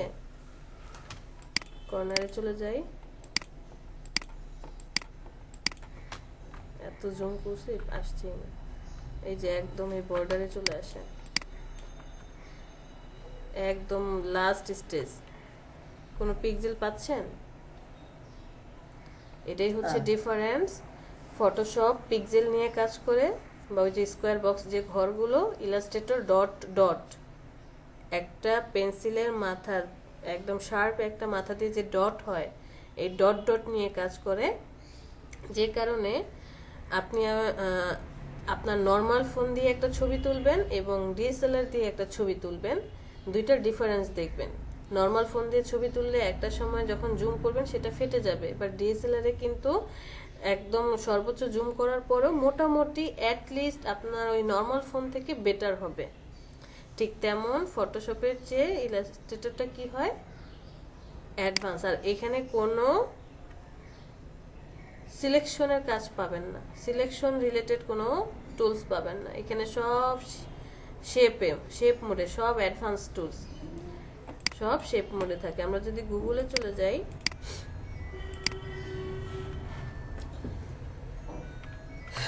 এই যে কোশ্চেনগুলো আসছে, Photoshop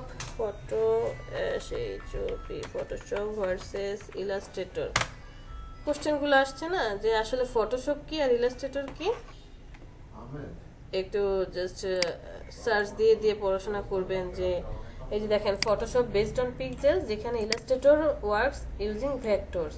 Photoshop raster graphic pixel দিয়ে ইমেজ ক্রিয়েট করে ডিজাইন করা হয়। ফটোশপে শুধুমাত্র এডিটিং, ক্রিয়েটিং ফটোস আর রাস্টার বেস আর্ট করা হয়, বাট ইলাস্ট্রেটর যত ধরনের ভেক্টর ফাইল আছে সব নিয়ে কাজ করে, কারণ এটা হচ্ছে পয়েন্ট, ওই যে বললাম ডট ডট ডট মানে পয়েন্ট নিয়ে কাজ করে, স্মুথ লাইন ক্রিয়েট করে। আর আমরা যদি ইমেজে চলে যাই,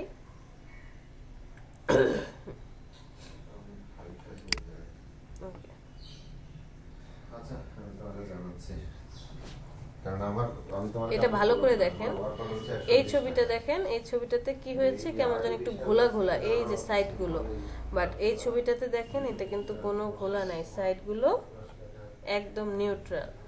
তারপরে যদি আমরা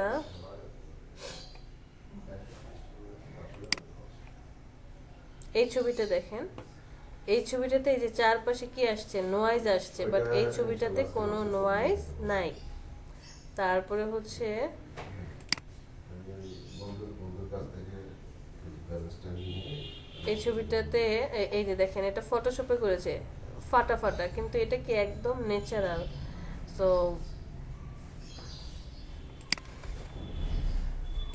পিক্সেল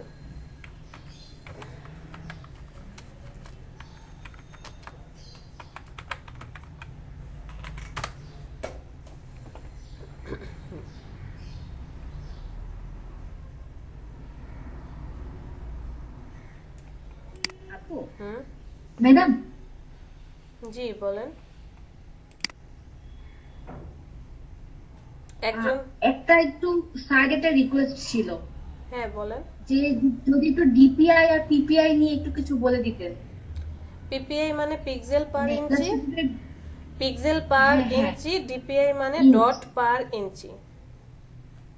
আচ্ছা, এই পিপিআইটা হচ্ছে আমাদের ইয়েতে না, ফটোশপে মেইনলি Photoshop-এ লাগে, main, এটা তো হ্যাঁ। ইলাস্ট্রেটরে দেখি না।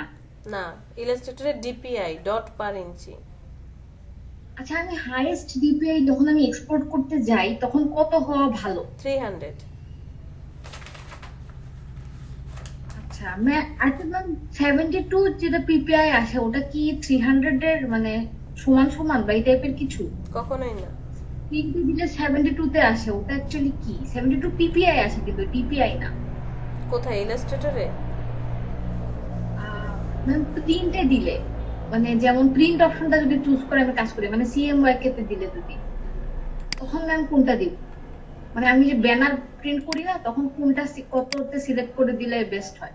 300। আর আপনি ইলাস্ট্রেটরে কোনো পিপিআই পাবেন না, ফটোশপে কোনো ডিপিআই পাবেন না।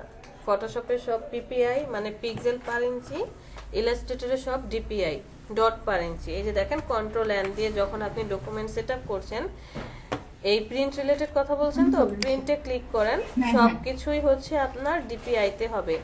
এখানে সে পিপিআই শো করলেও আসলে এটা কি হচ্ছে ডট পার ইঞ্চিতে সে কাজ করবে,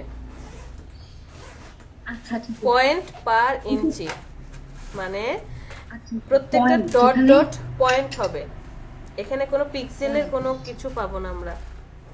আর রেজুলেশন 300 হচ্ছে হাই, 72 হলে সেটা কি হবে, ওই যে দেখেন স্ক্রিন 72 মানে পিক্সেলের মতো একটু ঘোলা হয়ে যাবে। আপনি চাইলে এখানেও ওই যে একটু ঘোলা ঘোলা ছবি মাত্রই যেটা দেখাতে চাইলাম, এই যে দেখেন এটা হচ্ছে পিক্সেল আর এটা হচ্ছে ভেক্টরে। পিক্সেলে হলে কি হয়, এই যে পিক্সেলগুলো চারপাশে শো করে, বাট ভেক্টরে কিন্তু সেটা হয় না।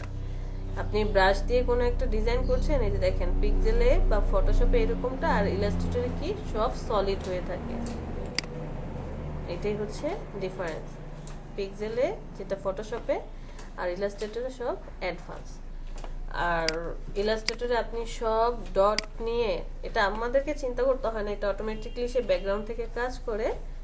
আর 300 হচ্ছে হাই রেজুলেশন, এর থেকেও অনেক বেশি দেওয়া যায়, বাট স্ট্যান্ডার্ড হচ্ছে 300।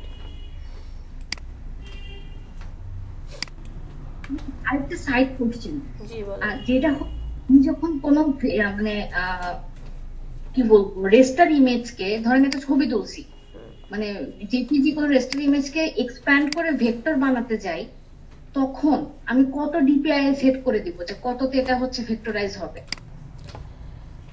এটা কি আপনি ইলাস্ট্রেটরে করবেন নাকি ফটোশপে করবেন? ফটোশপে তো পসিবল না কোনো কিছুকে ভেক্টরে কনভার্ট করা। Vectorize করবো বিশাল বড় বিলবোর্ডের জন্য, হ্যাঁ, অ্যাটলিস্ট 3টা বিলবোর্ড। এখানে আপনি কোনো সেটআপ করতে হবে না, আপনি জাস্ট ইমেজ নিয়ে আসবেন, এক্সপান্ড করে দিবেন ইমেজ ট্রেস থেকে, অটোমেটিক্যালি ব্যাকগ্রাউন্ডে আপনি যে ডকুমেন্টটা নিয়েছেন সেই ডিপিআই বলেন ওইটাই নিয়ে নেবে, আপনাকে সেট করতে হবে না, কারণ আপনি ডকুমেন্ট নেওয়ার সময়ই হচ্ছে ওইটা অটোমেটিক্যালি সেট করা আছে 300। বুঝতে পারছি, ঠিক আছে, থ্যাংক ইউ। আচ্ছা, এখানে যেটা বলছিলাম যে কোথায় ছিলাম আমরা, কি দেখাচ্ছিলাম?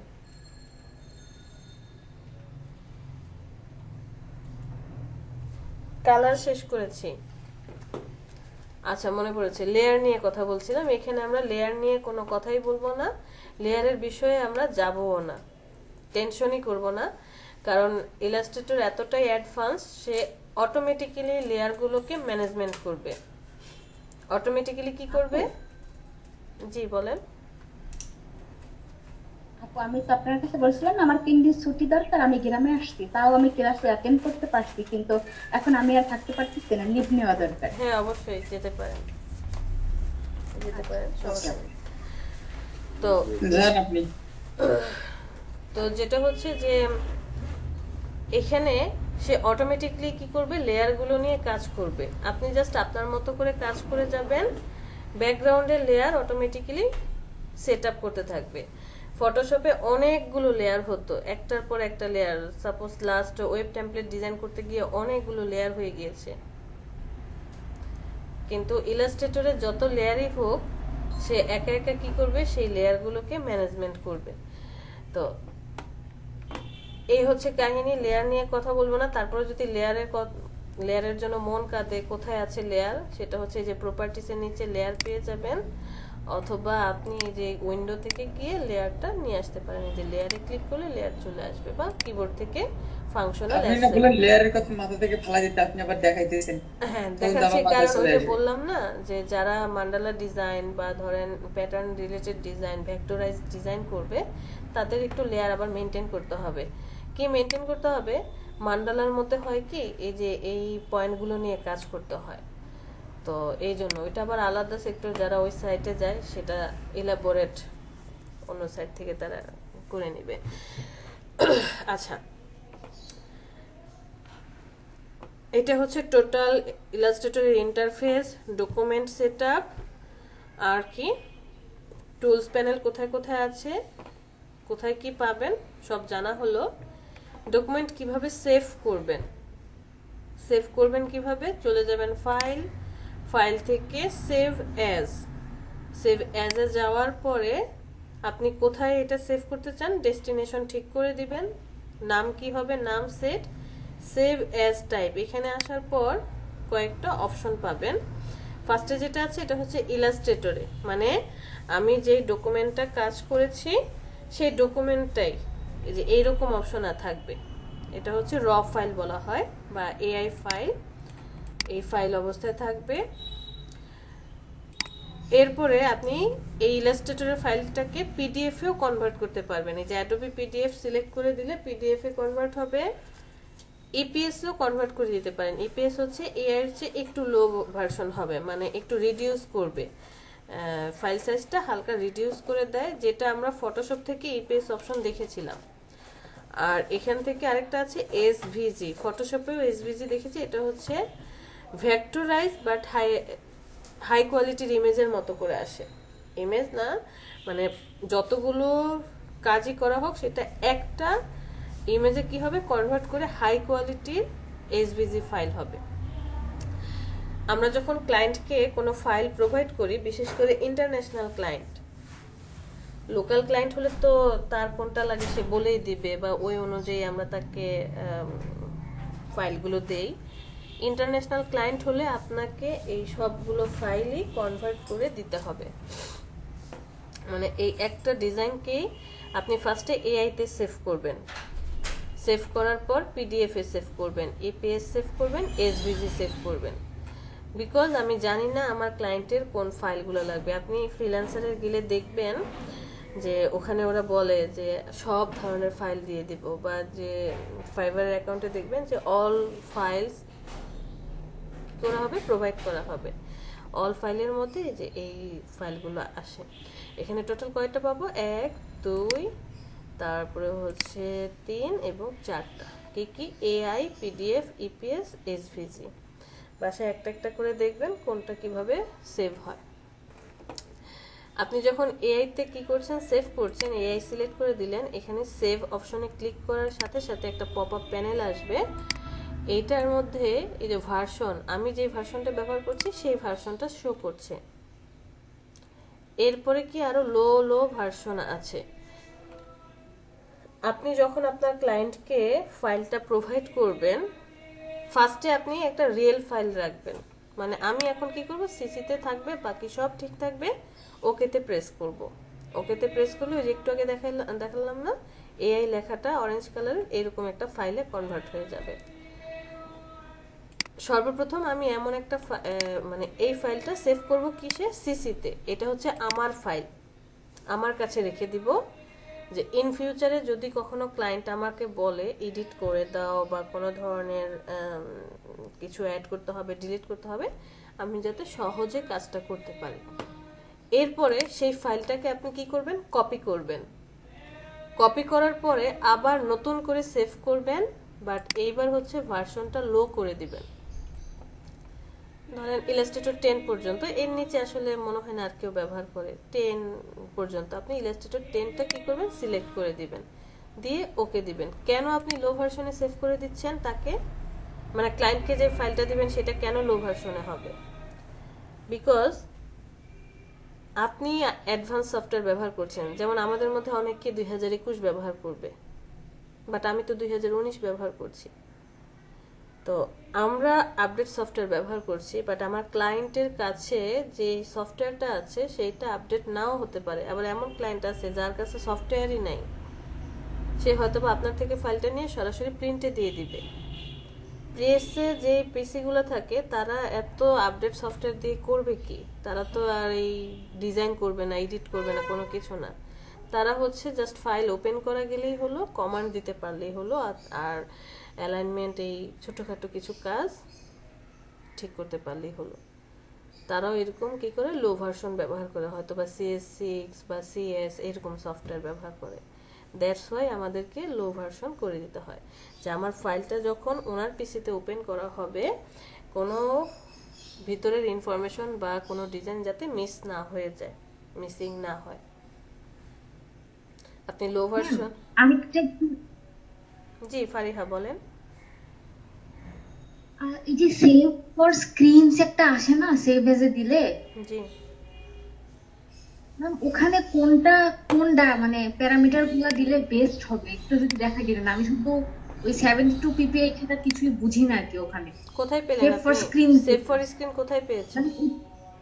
ম্যাম ওই যে ফাইলে গিয়ে সেভ এজে দিলে যেটা আসে, আমি তো সেভ এজে আসছি, পেলাম না তো।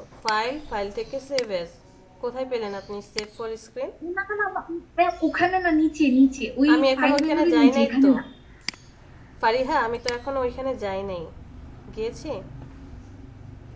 ও আচ্ছা ম্যাম, জি ম্যাম বুঝতে পারছি। মানে আমি ভাবছি এটার সাথে আমি তো এখনো এই এক্সপোর্ট, আপনি save for ji screen ma'am, কোথায়? Save for web, ji ma'am এই যে সেভ ফর ওয়েব ওইটা, জি ফারিহা জি আমরা ম্যাম। আসবো, আস্তে আস্তে ধীরে ধীরে আসবো। সো আপনি কেন আপনার ক্লায়েন্টকে লো ভার্সন দিচ্ছেন? যে আপনি যতই আপডেট হন না কেন, আপনি অ্যাডভান্স হতে পারেন, হ্যাঁ, বাট আমি এখনো লোতে পড়ে আছি, বা আমার প্রয়োজন পড়ে না, আমি এই জন্য লো সফটওয়্যার ব্যবহার করছি। দ্যাটস ওয়াই আপনি যদি লোতে কনভার্ট করে দেন, ওই ফাইলটা আমার ওপেন করতে সুবিধা হবে। যত লো হবে, ওই লো সফটওয়্যারগুলো বা লো ডিজাইনগুলো কি হয়, আপডেট সফটওয়্যার ওপেন করলে প্রবলেম হয় না। আবার এখানে আরেকটা কথা আছে, সাপোজ আপনি যেই ফন্ট ব্যবহার করেছেন বা যেই স্টাইলটা ব্যবহার করেছেন, সেইটা আপনার পিসিতে পারফেক্ট শো করছে, পারফেক্ট দেখা যাচ্ছে। আপনি যে ক্লায়েন্টকে দিচ্ছেন তার পিসিতে হয়তো বা পারফেক্ট নাও দেখাতে পারে। তার হয়তো বা একদমই নর্মাল কোনো পিসি হতে পারে, বা এমন হতে পারে যে সে হয়তো বা মনিটরটা খুব আগের যুগের ব্যবহার করছে। এইসব হ্যাম্পার যাতে না হয়, দ্যাটস ওয়াই হচ্ছে কি করা হয়, লো ভার্সনে সেভ করা হয়। এটা গেল কি ফাইল, র ফাইল আপনি কিভাবে সেভ করবেন। সাদ্দাম, ক্লাস কয়টা থেকে শুরু? সরি ম্যাডাম, আমি একটু অফিসে তো একটু ঝামেলা হয়েছিল, এই জন্য ছিলাম না। তাহলে অফিসে করেন, ক্লাসে আসার তো কোনো দরকার নেই। সরি ম্যাডাম, এখন ফ্রি আছি। একসাথে 2 3 4 4 5টা নৌকাতে পা দিয়ে কখনোই চলতে পারবেন না। হ্যাঁ, সবাইকেই বলছি যে ম্যাডাম আজকে শুধু সকালে হ্যাঁ, এটা স্বাভাবিক, এটা সবার ক্ষেত্রে আজকেই শুধু, এটা শুধু আপনি না, এটা আমিও বলি যে আজকেই হবে, আর হবে না এই প্রবলেম। বাট ভাই, আমরা মানুষ, আমাদেরও লাইফ আছে। তো এটা গেল হচ্ছে র ফাইল আপনি কিভাবে সেভ করবেন। এখান থেকে আমরা জাস্ট দুইটা জিনিসই ব্যবহার করি, একটা হচ্ছে সেভ অ্যাজ আর একটা হচ্ছে এক্সপোর্ট। সেভ এজে যাওয়ার পরে আপনি কি কোনো জেপিজি দেখেছেন যে আমার তো জেপিজি ইমেজ দরকার, আমি এখানে জেপিজি কোথায় পাবো? এখানে আসার পর কিন্তু কোনো জেপিজি পাইনি, এগুলো সব র ফাইল। চলে যাবেন ফাইল, ফাইল থেকে এক্সপোর্ট অপশনে চলে আসবেন। আর এখান থেকে যে সেভ এ কপি, মানে একটা কপি সেভ করা, তারপরে হচ্ছে টেমপ্লেট হিসেবে সেভ করা, এগুলো বাসায় একটা একটা করে দেখে নেবেন। বাট এখান থেকে একটা জিনিসও আপনার কি হবে না, প্রয়োজন পড়বে না। প্রয়োজন হচ্ছে শুধু সেভ এজ আর হচ্ছে এক্সপোর্ট। এক্সপোর্টে আসার পরে 3টা অপশন আছে। এই যে স্ক্রিন, এইটাও আপনার দরকার নেই। এই এক্সপোর্ট ফর স্ক্রিন, এটাও কোনো প্রয়োজন পড়বে না। এটা হচ্ছে স্ক্রিন অনুযায়ী সে কি করবে, জেপিজি আকারে বের করবে, কোনো প্রয়োজন নেই। প্রয়োজন হচ্ছে এই দুইটা, export as and save for web. এই দুইটা হচ্ছে মেইন। এক্সপোর্ট অ্যাজ দিলে হাই কোয়ালিটির ইমেজগুলো আপনি পেয়ে যাবেন। এমনকি এই এক্সপোর্ট অ্যাজ এর যে ছবিগুলো আসে, এই ছবিগুলো থেকেও অনেকে প্রিন্ট করে, অনেক সময় এইখান থেকেও অনেকে প্রিন্ট করে। আর সেভ ফর ওয়েব হচ্ছে ডিজিটাল মিডিয়াতে যত ধরনের আর কি ইমেজগুলো যাবে, বা ডিজাইনটা যদি আপনার ডিজিটাল কোনো পোর্টালে চলে যায়, হতে পারে সেটা ওয়েবসাইট, হতে পারে আপনার কোনো সোশ্যাল মিডিয়ার পেজ, মানে ডিজিটাল মিডিয়াতে যদি আপনার ডিজাইনটা যায়, তাহলে আপনি কি করবেন, সেভ ফর ওয়েব দিবেন। এক্সপোর্ট অ্যাজ এ রেজুলেশন অনেক হাই হবে এবং ফাইলের সাইজও অনেক বড় হবে। বাট সেভ ফর ওয়েবে রেজুলেশন আপনি হাই করতে পারবেন, কিন্তু ইমেজের সাইজটা আপনি কমাতে পারবেন। ইমেজের সাইজ কি হয়ে যায়, ছোট হয়ে যায়, রিডিউস হয়ে যায়।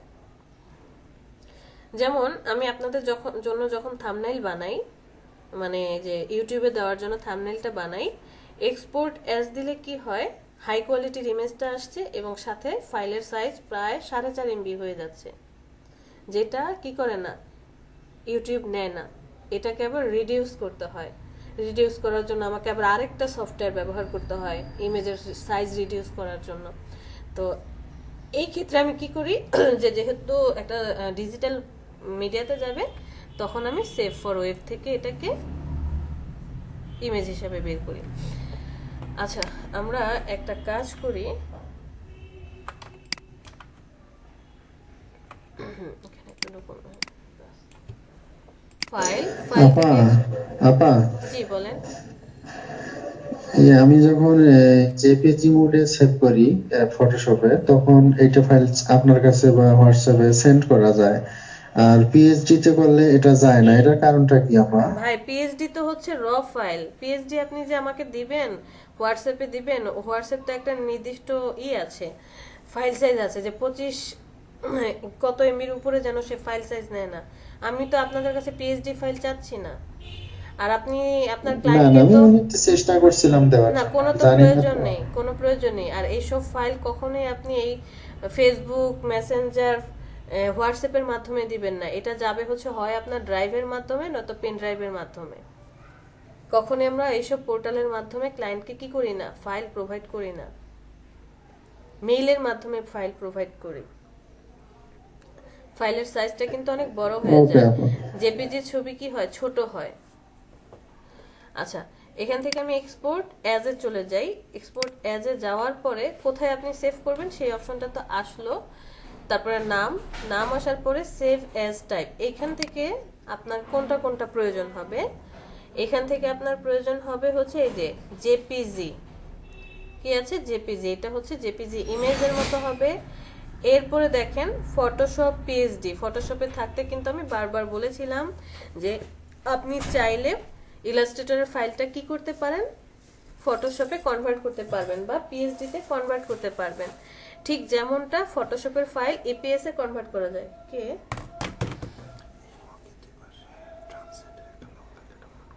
হ্যাঁ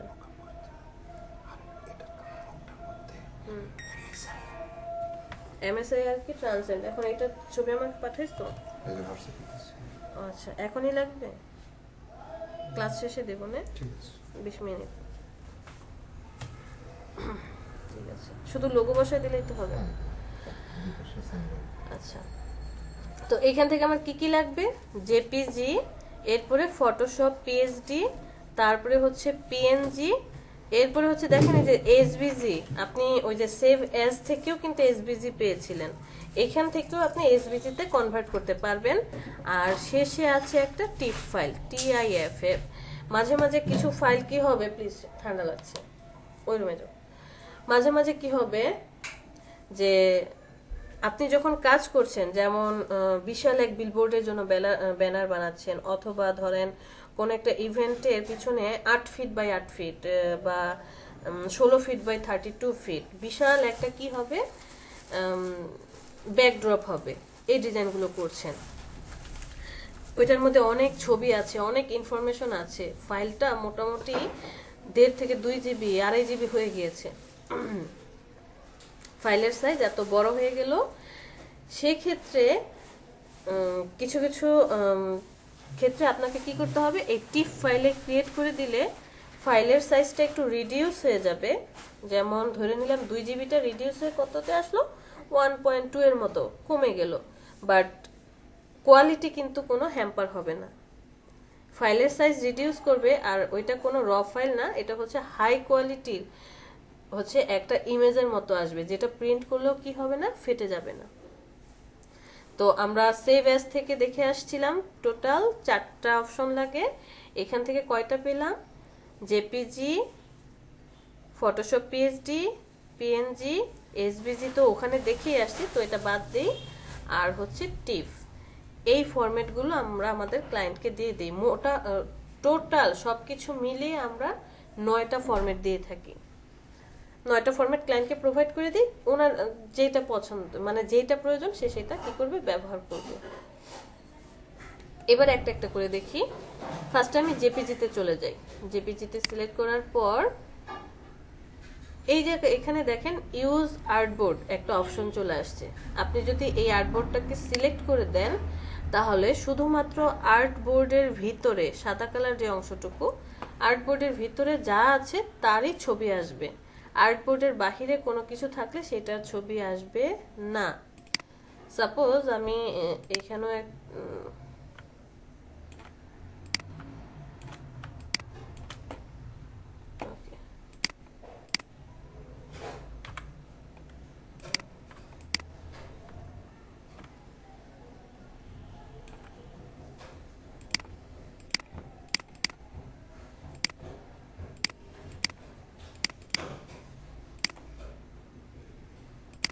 আচ্ছা, আমি এরকম কোনো ডিজাইন করলাম, চলে যাব ফাইল, ফাইল থেকে এক্সপোর্ট, সেখান থেকে এক্সপোর্ট অ্যাজ, আমার কি দরকার, জেপিজি দরকার, আমি জেপিজিটা সিলেক্ট করলাম, সিলেক্ট করার পর আর কিছু করি নাই, হ্যাঁ এখানে আর কোনো কাজ করলাম না, এক্সপোর্টে ক্লিক করলাম।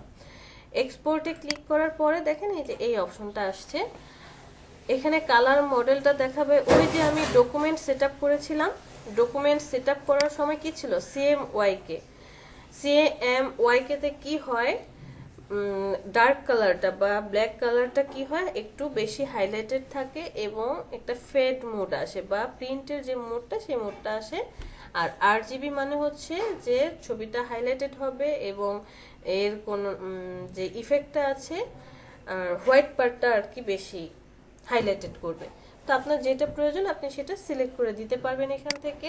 কোয়ালিটি বাড়িয়ে কমিয়ে দিবেন। এখানে একটা কথা মনে রাখবো, আপনি কোয়ালিটি যত কমাবেন আপনার ইমেজের সাইজ তত কি হবে, ছোট হবে। কোয়ালিটি যত বাড়াবেন তত ইমেজের সাইজ বড় হবে। কোয়ালিটি মানে লার্জ ফাইল হিসেবে আসবে। এখান থেকে লো, মিডিয়াম, ম্যাক্সিমাম আপনি অ্যাপ্লাই করে দিতে পারেন। কম্প্রেশন মেথড এটা সবসময় স্ট্যান্ডার্ড রাখবো। স্ট্যান্ডার্ড থাকবে আমার ছবির মানটা বা আমার ইমেজটা।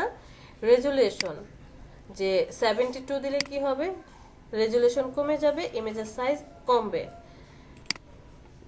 150 দিলে মিডিয়াম থাকবে, মানে এই ইমেজের যেই রেজুলেশনটা সেটা কি আছে, নিউট্রালে আছে বা 150-তে আছে। আর সবচেয়ে হাই রেজুলেশনের ইমেজ যদি চান 300 দিবেন, এটা হচ্ছে স্ট্যান্ডার্ড।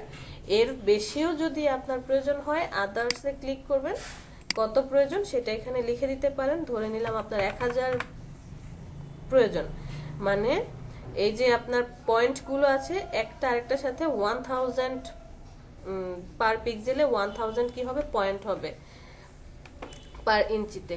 সো 1000, বাট এটা ইম্পোর্ট করতে গেলে একটু সময় বেশি নেবে। সো আমরা এটাকে কি করে দিলাম, 300 করে দিলাম। এটা হচ্ছে হাই রেজুলেশন আর অ্যান্টি অ্যালাইজিং অপটিমাইজ থাকবে। ওকেতে প্রেস করেন। আমার এটা কিন্তু সেভ হয়ে গিয়েছে, দেখেন কোথায় আছে, এই যে এখানে ডেস্কটপে চলে যাই। এই যে দেখেন ইলাস্ট্রেটর ইন্টারফেস, খেয়াল করেছেন? আর্টবোর্ডের বাহিরেও যারা ছিল তাদেরকেও কি করলো, সে নিয়ে চলে আসছে। এই যে আর্টবোর্ডের বাহিরে যারা আছে তাদেরকেও নিয়ে চলে আসছে। আচ্ছা, এইবার চলে যাই আবার ফাইল থেকে এক্সপোর্ট, সেখান থেকে এক্সপোর্ট অ্যাজ জেপিজি থাকলো। এবার শুধুমাত্র আর্টবোর্ডটাকে অ্যাক্টিভ করে দিলাম, এক্সপোর্ট। বাকি সব ঠিক রেখে আমি ওকেতে প্রেস করলাম। এখন চলে যান ফটোশপে, ঠিক তার নিচেই দেখেন আরেকটা ছবি আসছে। এই ছবিটিতে কি হয়েছে, শুধুমাত্র আর্টবোর্ডের ভিতরে যতটুকু আছে ততটুকুকে সে নিয়ে আসছে। সো আপনি কি আর্টবোর্ডের বাহিরে যা আছে সব রাখতে চাচ্ছেন নাকি শুধু আর্টবোর্ডের ভিতরেটুকু রাখতে চাচ্ছেন, নিতে পারেন।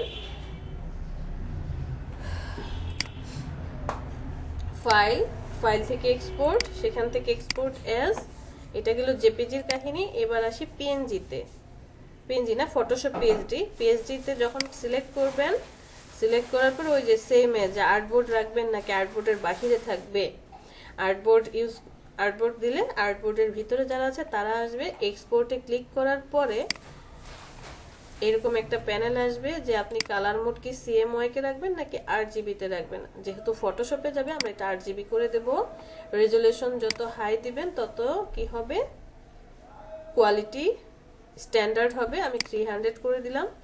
এখানে একটা অপশন আসছে যে আপনি ফ্ল্যাট ইমেজ চাচ্ছেন কিনা, মানে এটা কি একটা ফ্ল্যাট ইমেজ আকারে ফটোশপে ওপেন হবে নাকি লেয়ারগুলো অ্যাক্টিভ থাকবে। তাহলে ফ্ল্যাট ইমেজটা আপনি কি করবেন, অফ করে দিবেন। অফ করে দেওয়ার সাথে সাথে কি হবে, এখানে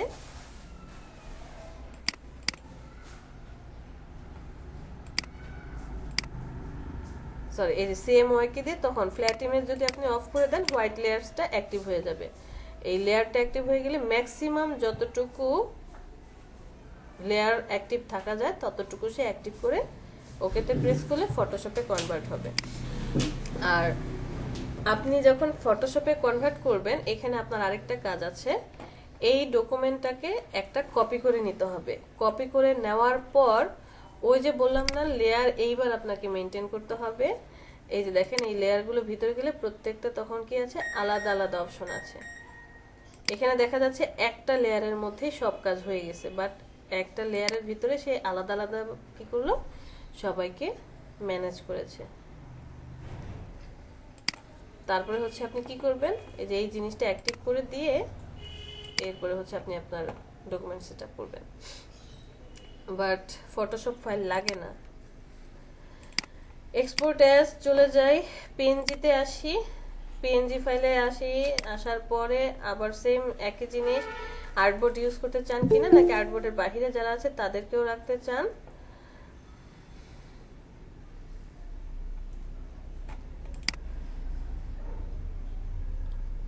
একটা মিনিট, কয়টা বাজে এখন? 43 বাজে।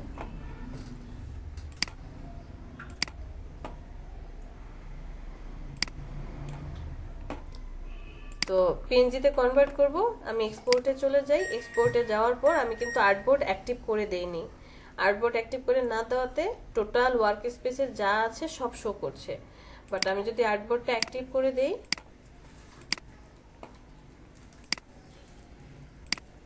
আর্টবোর্ডটাকে এখান থেকে অ্যাক্টিভ করে দিয়ে এক্সপোর্টে ক্লিক করেন, এই যে দেখেন শুধু আর্টবোর্ডের মধ্যে যারা আছে তারাই থাকবে, আর এটা ট্রান্সপারেন্ট। রেজুলেশন আমি 300 দেবো, কারণ এটা হচ্ছে স্ট্যান্ডার্ড। 72 দিলে একটু ঘোলা ঘোলা হয়ে যাবে, 150 মিডিয়াম, আর 300 হচ্ছে একদম স্ট্যান্ডার্ড একটা ইমেজ আকারে আসবে এবং হাই কোয়ালিটির ইমেজ আসবে। আর টাইপ অপটিমাইজ এটাও সবসময় অ্যাক্টিভ থাকবে। এখানে ব্যাকগ্রাউন্ড কালার কি আছে? ট্রান্সপারেন্ট। আপনি চাইলে হোয়াইট করে দিতে পারেন, চাইলে ব্ল্যাক করে দিতে পারেন, যেটা প্রয়োজন। ট্রান্সপারেন্ট অ্যাক্টিভ করে দিলাম, ওকেতে প্রেস করলে পিছনে কোনো ব্যাকগ্রাউন্ড থাকবে না, পিএনজি আকারে আসবে। চলে যায় ফাইল, ফাইল থেকে এক্সপোর্ট। কে কি বলছেন? হ্যালো কে বললেন?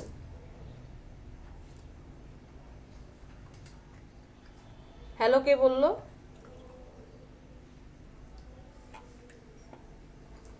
এজারি বলছে আবার আপু, মনে হয় গায়েব হয়ে মেহেদি বুঝিনি। মেহেদির নামে কি ছিল দেখো? মানে মজা করতে আসছে নাকি? সে কি আপনাদের ক্লাসে?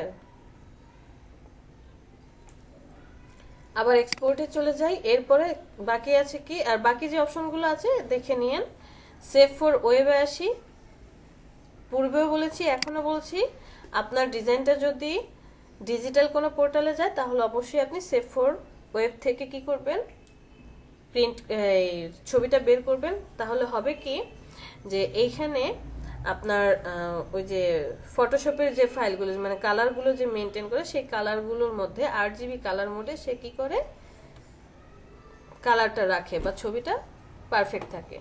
এখানে আসার পর যে আপনি কি চাচ্ছেন, জেপিজি হাই ছবি চাচ্ছেন, দেখেন আমি যখন জেপিজি হাইতে ক্লিক করছি সাথে সাথে এই যে এখানে মানটা দেখেন 9.25K। এখান থেকে যখন জেপিজি লো করে দিচ্ছি 3.271, আবার যখন জেপিজি মিডিয়াম দিচ্ছি 4.38। সো আপনি যেই ভ্যালুটা ব্যবহার করবেন বা যেই কোয়ালিটিটা ব্যবহার করবেন সেই অনুযায়ী আপনার ছবির বা ইমেজের কি হবে, সাইজ রিডিউস হতে থাকবে বা বাড়তে থাকবে। আপনি যে রেজুলেশন ব্যবহার করবেন সেই অনুযায়ী সাইজ কমতে বাড়তে থাকবে। তো জেপিজি হাই দেওয়ার পর এখানে 3টা অপশন আছে, জেপিজি গিভ, আমরা যদিও এখানে গিভ করব না, জেপিজি অথবা পিএনজি আছে 2টা, 8 আর 24। আমরা হচ্ছে 24টা ব্যবহার করি। কারণ কি, যে ছোট ছোট যখন পিক্সেলগুলো হয় সে যাতে এই যখন ট্রান্সপারেন্ট করছে বা পিএনজিতে কনভার্ট করছে, এই প্রত্যেকটা পিএনজি পার্ট যাতে ইন্ডিভিজুয়াল পারফেক্টলি এই পার্টটুকু কি দেখা যায়, শেপটাকে সুন্দরভাবে ফুটিয়ে তুলতে পারে। এই জন্য আমরা পিএনজি 24 ব্যবহার করি। আর পিএনজি 8টা যদি দেন তাহলে ওই যে কালার মোডের জন্য কি হবে, একটু কন্ট্রাস্ট হতে পারে। দ্যাটস ওয়াই আমরা 24 ব্যবহার করি। আচ্ছা, জেপিজি হাইতে দেওয়ার পরে আরেকটা অপশন আছে এখানে কোয়ালিটি। এখানে আপনি কোয়ালিটি যত বাড়াবেন, দেখেন এখন আছে 9.25, কোয়ালিটি বাড়িয়ে দেন, বাড়িয়ে দেওয়ার সাথে সাথে 21.31K হয়ে গিয়েছে। আবার যদি কমিয়ে দেন, ওই যে হাই লো যে অপশনটা ছিল লো করে দিলে আরো কমে যাচ্ছে, মাত্র 3 পয়েন্টে চলে আসছে। তখন ইমেজের কোয়ালিটি দেখেন এই যে ঘোলা হয়ে আসছে, খেয়াল করেছেন?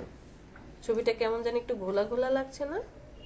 কোয়ালিটিটা বাড়িয়ে দেন, দেখেন একদম ক্লিয়ার। খেয়াল করেছেন? আমি এখানে একদম কমিয়ে 7 করে দিলাম, এই যে দেখেন 4-5টা কেমন ঘোলা হয়ে গিয়েছে। ঠিক পিএনজিতেও সেম কাহিনী হয়। এরপর এখান থেকে এই যে সেভ, সেভ ক্লিক করলে অপশনটি আসবে। আর এখানে আরেকটা কথা, শুধুমাত্র আর্টবোর্ডের ভিতরে যারা থাকবে তাদেরকেই সে নেবে, আর্টবোর্ডের বাহিরে যারা থাকবে তাদেরকে সে নিচ্ছে না।